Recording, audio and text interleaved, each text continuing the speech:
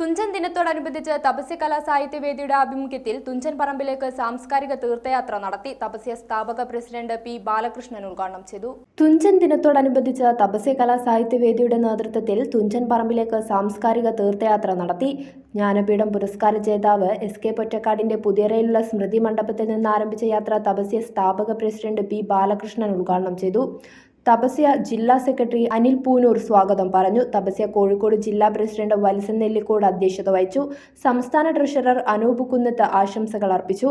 Doctor Srisailam Unnikrishnan, SK. പൊറ്റക്കാടിന്റെ മകൾ സുമിത്ര, സാംസ്കാരിക കേന്ദ്രം പ്രസിഡന്റ് രാമചന്ദ്രൻ, ബാലചന്ദ്രൻ പുതുക്കുടി, നന്ദകുമാർ നന്മണ്ട, കെ.എം. പ്രകാശിനി, കവിത ദിനേശ്, ദിനേശ് കുമാർ, ശ്രീരഞ്ജിനി ചേവായൂർ, എസ്. സുനിത, ബിജു ടി.കെ, നിഷാനി, വി.പി. സുരേന്ദ്രൻ, ശ്യാം സുന്ദർ തുടങ്ങിയവർ പങ്കെടുത്ത് സംസാരിച്ചു. മലയാള സാഹിത്യത്തിന് വിലപ്പെട്ട സംഭാവനകൾ നൽകിയ തിക്കോടിയന്റെ ഭവനം, കവി ആർ രാമചന്ദ്രൻ മാസ്റ്ററുടെ വീട്, ദീർഘകാലം കവി കുഞ്ഞുണ്ണി മാസ്റ്റർ താമസിച്ച ശ്രീരാമകൃഷ്ണ മിഷൻ, വൈക്കം മുഹമ്മദ് ബഷീറിന്റെ വയലാലിൽ വീട് എന്നിവ സന്ദർശിച്ച യാത്രാംഗങ്ങൾ ആദരവ് അർപ്പിച്ചു. തുഞ്ചൻ പറമ്പിലെ സ്മൃതി മണ്ഡപത്തിൽ യാത്രാസംഘം പുഷ്പാർച്ചനയും നടത്തി.